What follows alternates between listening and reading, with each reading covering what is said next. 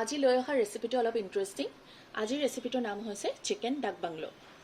এই ৰেচিপিটো কিয় চিকেন ডাক বাংলো কয় আৰু এইটো কিমান পুৰণি ৰেচিপি সেইটোৰ বিষয়ে মই অকণমান ক'ম আপোনালোকক। এইটো হৈছে তেতিয়া ইংৰাজৰ দিনৰে, যেতিয়া ইংৰাজসকল বাংলোত আছিলে, ডাক বাংলো বুলি কৈছিলে, আৰু তাত তেতিয়াৰ দিনৰ পৰা চলি অহা এটা ৰেচিপি হয়। সেই ৰেচিপিটোকে অকণমান মই চেঞ্জ কৰি বনাইছোঁ। তেতিয়া দিনৰ মছলাতকৈ এতিয়া মছলাৰ সোৱাদো বেলেগ হ'ল, বস্তুবোৰো অকণমান পৰিৱৰ্তন হ'ল, কিন্তু মই প্ৰায় চেষ্টাই কৰিছোঁ তেনেকুৱা ধৰণকৈ অকণমান ৰাখিবৰ কাৰণে। তাৰ কাৰণে মই লৈছোঁ প্ৰায় 800 গ্ৰাম মুৰ্গীৰ মাংস, 4টা ডিম, নহৰু আদাৰ বটা, আৰু ইয়াত গোটা মছলা আছে জিৰা, জালুক, ইলাচি, ডালচেনি আৰু লং, কাটি থোৱা পিঁয়াজখিনি মই অকণমান মিহি মিহিকৈ কাটিছোঁ, আলু, কাটি থোৱা বিলাহী,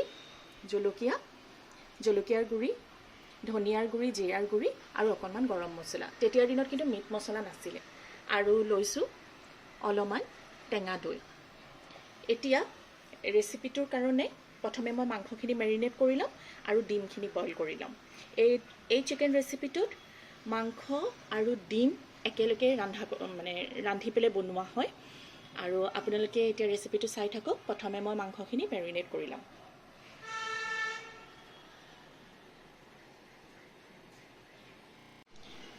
মাংসখিনি মেৰিনেট কৰিবৰ কাৰণে মই এটা ডাঙৰ বাচন লৈ লৈছোঁ। ইয়াত প্ৰথমে মই দৈখিনি দি দিম আৰু এই গোটা মছলা পাউডাৰ মছলাখিনি ইয়াৰ ওপৰত দি দিম। ইয়াৰ ওপৰত দিম অকণমান নহৰু আদা বাটা, গোটেইখিনি নিদিওঁ, এয়া দিছোঁ। ইয়াৰ ওপৰত দিম অলপমান কাটি থোৱা পিঁয়াজ, ইমানখিনিমান, এক মুঠি। এতিয়া দিম ইয়াৰ ওপৰত নিমখ আৰু কেঁচা মিঠাতেল।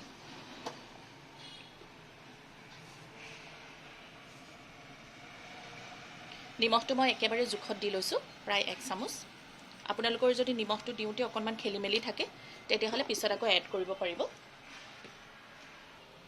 আৰু দিম অলপমান মিঠাতেল, বহুত বেছি নহয়, প্ৰায় 2 চামুচমান মিঠাতেল দিছোঁ। এতিয়া এইখিনি মই খুব ভালকৈ মিক্স কৰি ল'ম, দৈৰ সৈতে খুব ভালকৈ মিক্স কৰিম। ভালকৈ মিক্স কৰি ল'লোঁ। এয়া চাওক, খুব ধুনীয়াকৈ এইখিনি সানি ল'লোঁ। এতিয়া ইয়াৰ ওপৰত মই মাংসখিনি দি পেলাই পুনৰ সানি ল'ম।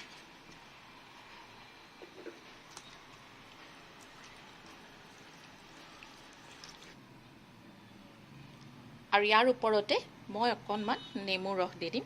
এইটো অপশ্যনেল, আপোনালোকে নিদিবও পাৰে, দিলে খাবলৈ অকণমান ভাল হয়, সেইকাৰণে মই দিছোঁ। গোল নেমু বা কাজি নেমু যি থাকে তাৰে 2 টোপালমান ৰস ইয়াতে দি দিব। এতিয়া এইখিনি খুব ভালকৈ মেৰিনেট হৈ গ'ল আৰু এইখিনি মই এনেকৈয়ে ঢাক মাৰি থৈ দিম প্ৰায় আধা ঘণ্টা। আৰু তেতিয়ালৈকে মই ডিমখিনি বইল কৰি বাকলি গুচাই ল'ম। ডিম মই বইল কৰি বাকলি গুচাই ল'লোঁ আৰু এতিয়া ডিমৰ আৰু আলুৰ ওপৰত হালধি সানি ল'লোঁ। এতিয়া মই এইখিনি তেলত ফ্ৰাই কৰি ল'ম। কেৰাহীত মই জোখৰ তেল দি ল'লোঁ, তেল গৰম হৈ গ'ল। এতিয়া মই প্ৰথমে ডিমকেইটা ভাজি ল'ম।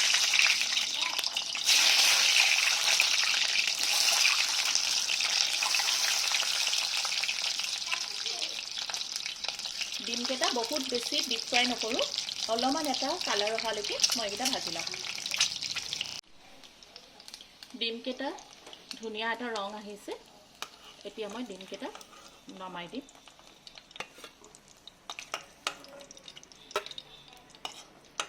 দুইটা চাইডে ধুনীয়া ৰং আহি গ'ল।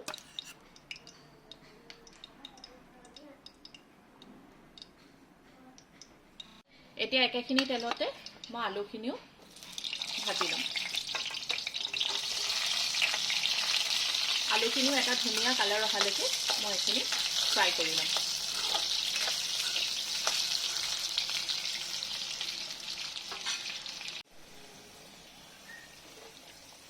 আলুখিনিও মই ধুনীয়া এটা কালাৰ অহালৈকে ভাজি ল'লোঁ। পুৰা সিজি যোৱা নাই, আধা সিজিছে। এতিয়া মই এইখিনিও নমাই ল'ম।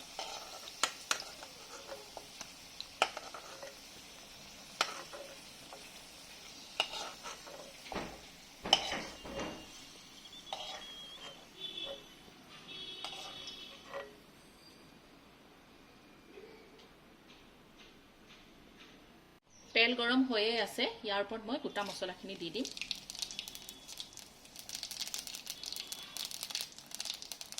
মছলাখিনি অকণমান ফুটোতেই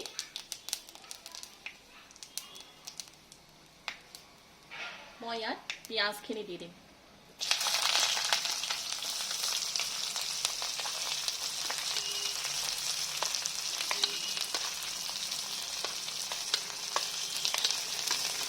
আৰু ওপৰত দি দিম কেঁচা জলকীয়া। কেঁচা জলকীয়াকেইটা মই এনেকৈ ফালি পেলাই দি দিছোঁ, ভাঙি পেলাই।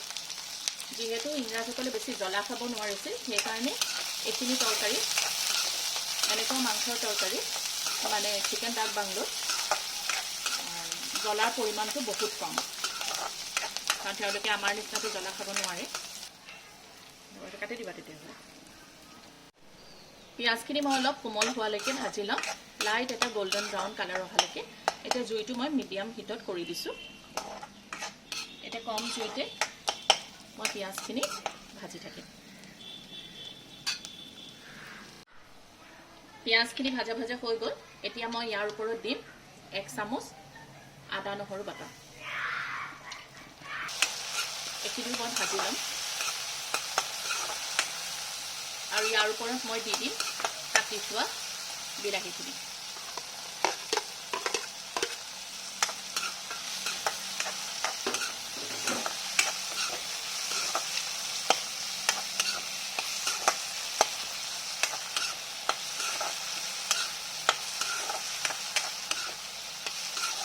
এতিয়া এইখিনি অকণমান মই ভাজ খাবলৈ দিম।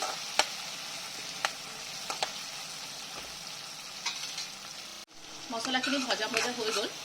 এয়া চাওক, এয়া ছাইডৰ পৰা তেল ওলাই আহিছে। এতিয়া ইয়াৰ ওপৰত মই মেৰিনেট কৰি থোৱা চিকেনখিনি দি দিম।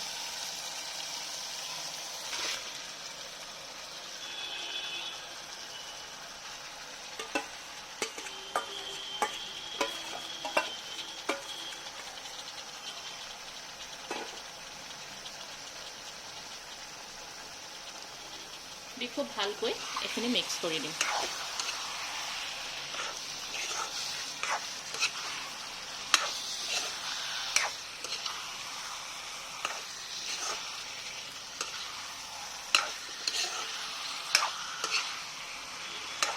এতিয়া জুইটো মই হাই ফ্লেমতে ৰাখিছোঁ।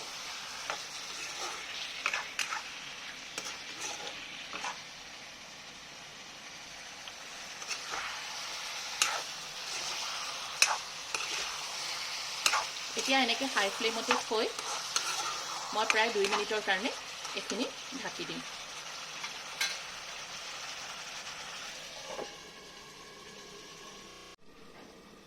এতিয়া পুনৰ ঢাকন খুলি চাম, 2 মিনিট হৈ গ'ল। মাংসৰ পৰা লাহে লাহে পানী ওলাবলৈ আৰম্ভ হৈছে।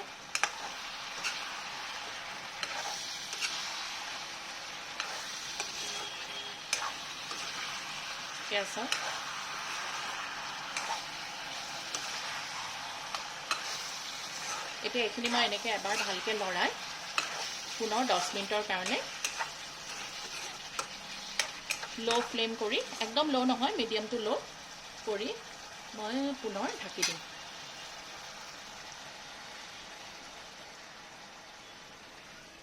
পুনৰ 10 মিনিট পিছত আপোনালোকক লগ পাই আছোঁ। এতিয়া প্ৰায় 10-12 মিনিটৰ পিছত মই ঢাকনি খুলি চাওঁ। এয়া চাওক, চিকেনৰ পানী শুকাই এইখিনি পূৰা ভাজা ভাজা হৈ গ'ল।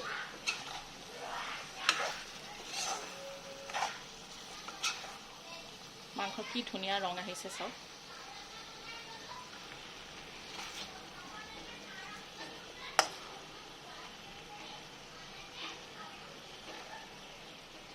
এয়া লেগ পিছো সিজিয়ে গ'ল।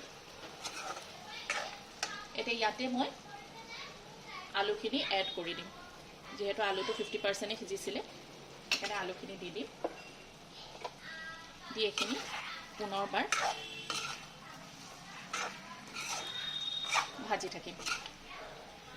এইখিনি মাংস কিন্তু মই দৈ দিছোঁ যদিও কচুৰি মেথি এড নকৰোঁ, কাৰণ চিকেন ডাক বাংলোত কচুৰি মেথি দিয়া নহয়। এইখিনি এতিয়া পুনৰ 2-3 মিনিটৰ কাৰণে মই ঢাকি দিম আৰু আলুখিনি অলপ সিজিবলৈ দিম।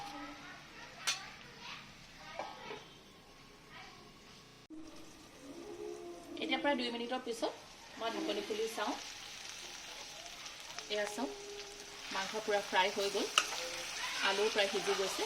এতিয়া ইয়াৰ ওপৰতে মই ডিমকেইটাও দি দিম, এইকেইটাও এড কৰি দিম, দি ভালকৈ মিক্স কৰি ল'ম। তেতিয়া ডিমৰ ভিতৰতো মছলাখিনি সোমাব।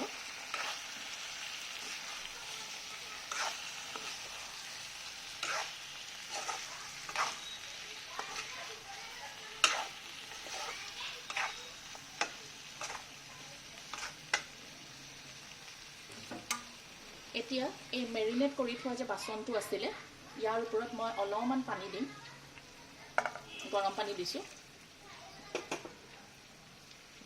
দি এইখিনি ভালকৈ চাফা কৰি মই মাংসৰ ওপৰত দি দিম।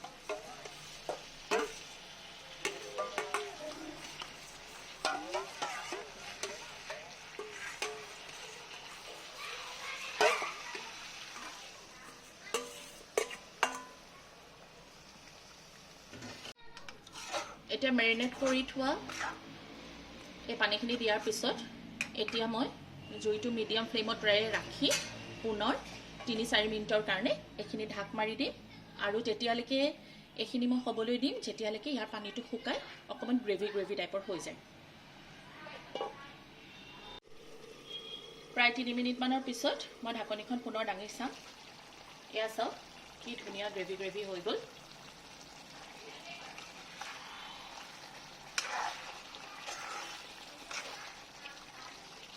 আলু সিজি গ'ল, মাংসও সিজিলে, ডিমতো এটা ধুনীয়া ৰং আহি গ'ল।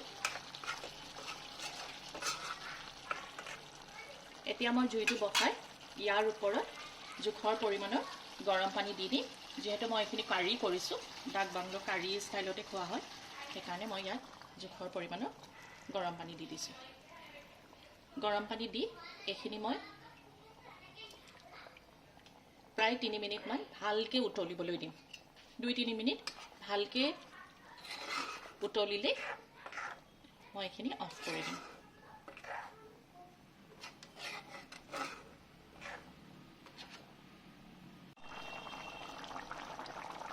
প্ৰায় 2-3 মিনিটৰ পিছত এয়া চাওক কাৰী ৰেডি হৈ গ'ল। এতিয়া মই গেছটো অফ কৰি দিম। কিমান ধুনীয়া এটা ৰং আহিছে, আৰু চকুৰে দেখি যোন বস্তুটো খোৱা বস্তু দেখি ভাল লাগে তাৰ আধা ভোজন হৈয়ে যায় বুলি কোৱা হয়।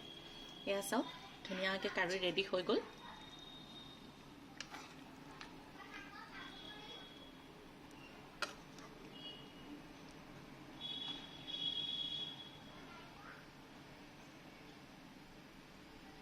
চিকেন ডাক বাংলো ৰেডি। এনেকুৱা নতুন ৰেচিপি লৈ পুনৰ আপোনালোকৰ ওচৰলৈ আহিম। মোৰ ভিডিঅ'বোৰ চাই থাকিব আৰু কমেণ্টৰ মাধ্যমেৰে জনাব আপোনালোকে কেনেকুৱা পাইছে। আজিলৈ আহিছোঁ, ধন্যবাদ।